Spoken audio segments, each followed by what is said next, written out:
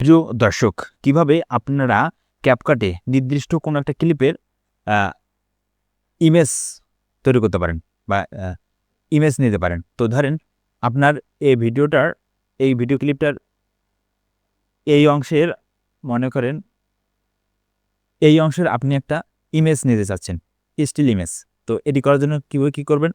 Image create করার জন্য আপনাকে যাইতে হবে, এই অপশনে যাইতে হবে। এখান থেকে আপনি নিচে দেখতে পাচ্ছেন যে ফ্রিজ, এই ফ্রিজের উপরে যদি আপনি ক্লিক করেন, দেখেন এখানে একটা ইমেজ তৈরি হবে। দেখেন এখানে এই যে ৩ সেকেন্ড পর্যন্ত একটা ইমেজ তৈরি হলো। দেখেন আপনাদের যদি দেখাই,